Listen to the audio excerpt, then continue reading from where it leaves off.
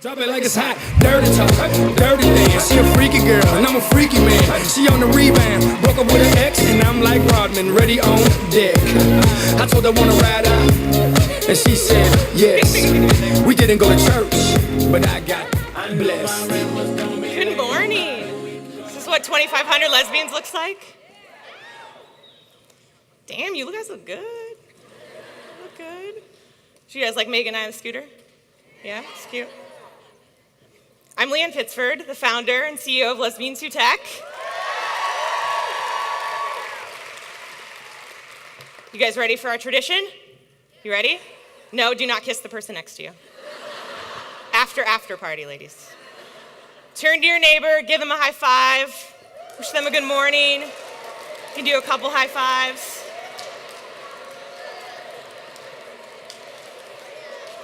All right.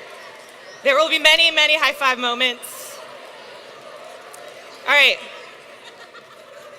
At Lesbians Who Tech, we love group participation, so I want everyone to stand up again. Feels good in the morning, right? You haven't had your second cup of coffee yet? All right, this requires a little bit of listening. Ready?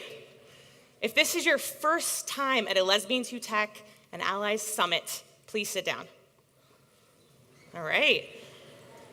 All right, so everyone look at the newcomers. You got some, you got to be support for them today. All right, stay standing, stay standing. Now sit down if this is your second summit. Ooh, we got some. All right. All right, sit down if this is your third summit. I love it.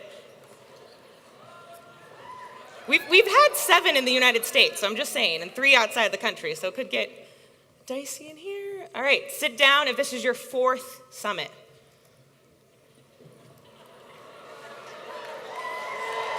This is pretty.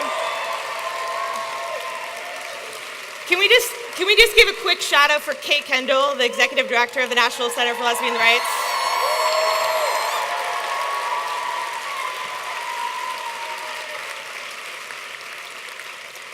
She knows how to show up.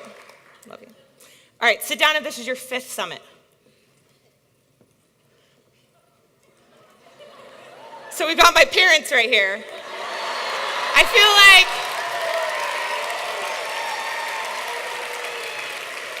a little unfair advantage. All right, sit down if this is your 6th summit. Is there anyone left? All right, round of applause for everyone. That was.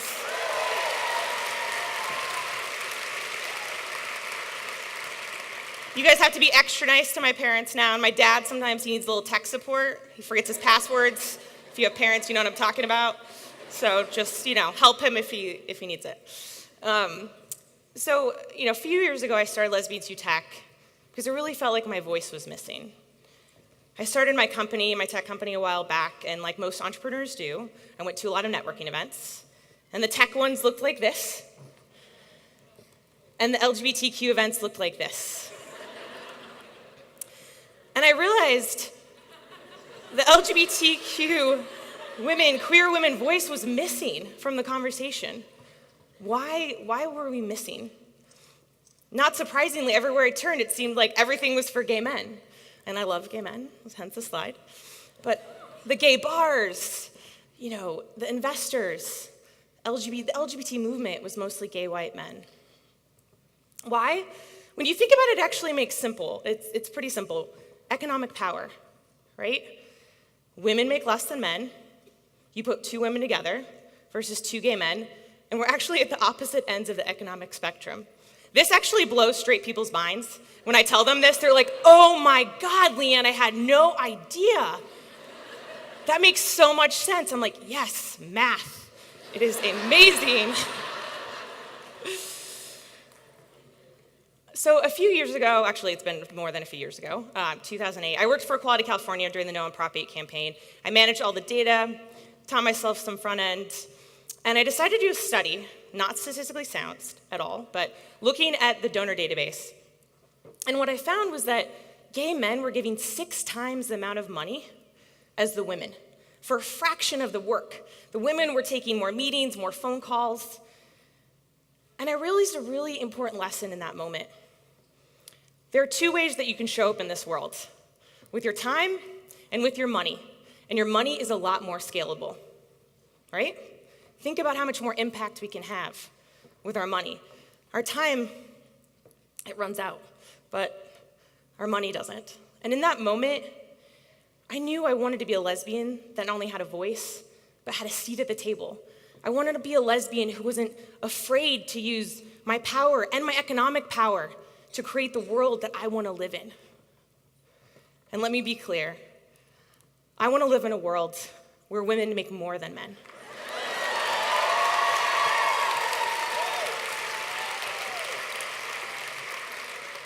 I want to live in a world where no one can lose their job because of their sexuality or gender identity.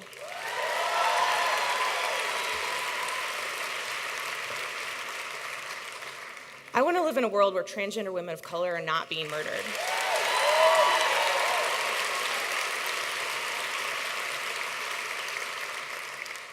I want to live in a world where our Congress actually reflects the people that live in this country.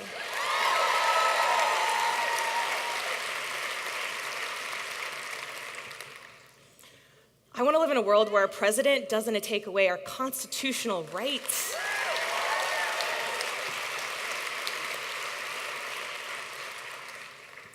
And I want to live in a world where there's a black lesbian president.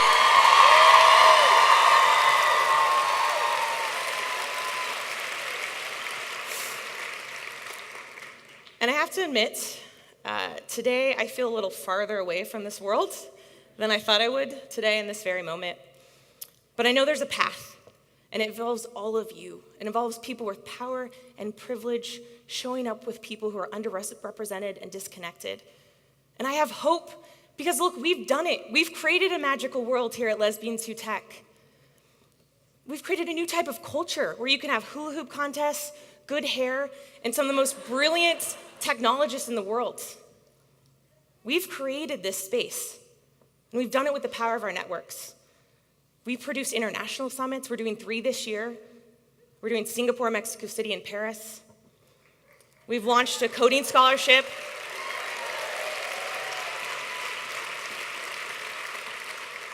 Called the Edie Windsor Coding Scholarship Fund. We've already sent 49 queer women to learn how to code. They're learning how to code literally as we speak. We're starting a new leadership program next month. We know that right now, our members, our people need more. They need more support, and we want to make that happen for you. So we're going to have 100 fellows every year and do a more intensive leadership training. We're going to launch. We haven't launched this yet. I've been talking about it for a long time, but I promise you we are going to launch Bring Lesbian to Work Day next month.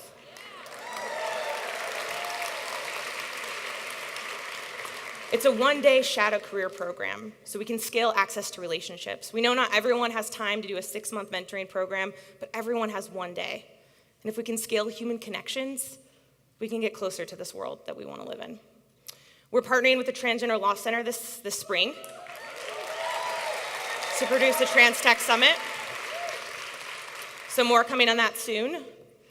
So together, we have built a global community of 25,000 queer women and the people who love us. Can you, that's amazing, 25,000. In over 37 cities. And we've done it by being intersectional and having goals and making sure that we are not white and male and not representative like most other LGBTQ organizations. We have a goal every year, 50% women of color speakers, and we've hit it every year.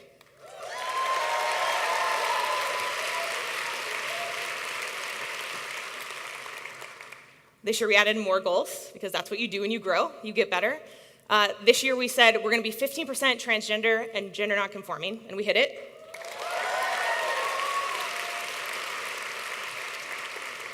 We also said that we're gonna get more specific with people of color because we know in technology right now it's all about Black and Latinx representation. So we said, you know what, we're gonna do 20%, and we actually hit 25 this year. We even allowed dogs on stage because we are really inclusive. You guys, the app photos are ridiculous. We're like, send pet photos. It's like been a just like snowball effect of pet photos. I'm like, This is us. This is us. We've been lucky enough to produce a LGBTQ Tech and Innovation Summit at the White House. I haven't got my call yet for this year, but just kidding. We're still going to have an event. We're still going to have an event in DC. It's even more important now that our communities show up, right? So we're going to do something in the spring, hopefully at the African American Museum.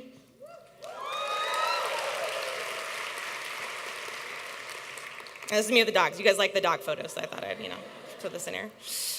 So look, Lesbians Who Tech, you, us, everyone here today, we are the face of technology. This is what the face of technology actually looks like. Look around today, especially for you first-timers. This is an incredible, inclusive space. We're representative, and we have brilliant, brilliant talent. Make sure next year you bring someone that's never been, even if they're not lesbian. Because it's hard to imagine the way Silicon Valley looks right now, that this is actually what it is. We just have to show them, right? It's hard to imagine 3 years ago today, we had our first summit, only 800 people. And before we did the summit, I wasn't really sure the Lesbians Who Tech was going to be a real thing because remember, I couldn't find the lesbians, where are they? And I didn't want to start a thing before, especially for lesbians, unless I was sure you guys were going to show up. And so I asked 100 people that had come to our happy hours, who's one person that you look up to? Who's one lesbian or queer woman in technology that you would love to see speak if we did a summit? 95% of them had not one person. Not one person. They couldn't think of one person. The other 5% said Megan Smith or Kara Swisher, which is fair.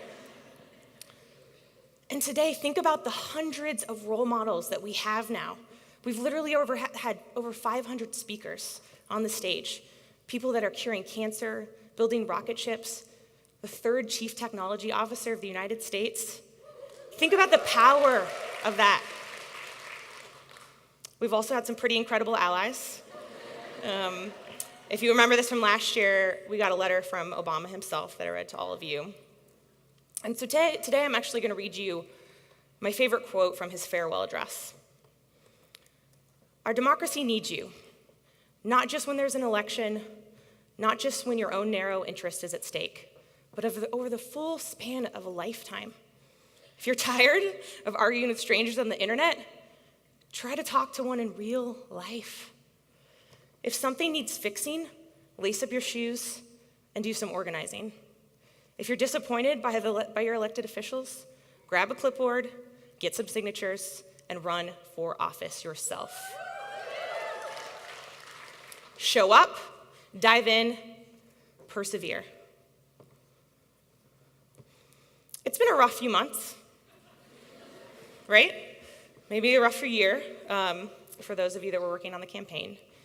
So like most of us, we took a second to think about who we wanted to be moving forward as an organization and what we want to do this year at the summit. It's obviously been really important for us to be a technology conference first, right?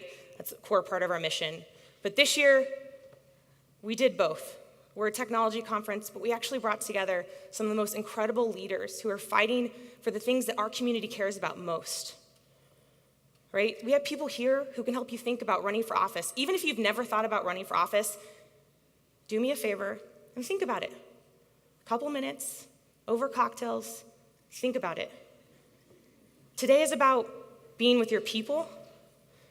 It's about healing, but it's also getting ready to fight because we've got a fight on our hands. And we want to be that organization that supports you and gives you the tools and connects you to people that are going to help get shit done. Because we've got some stuff to get done. But we have to show it for one another. We have to show it for people in this room. We have to show it for women. We have to show it for transgender people, people of color, immigrants, and LGBTQ people. And I think if we do that, someday, there will be a black lesbian president.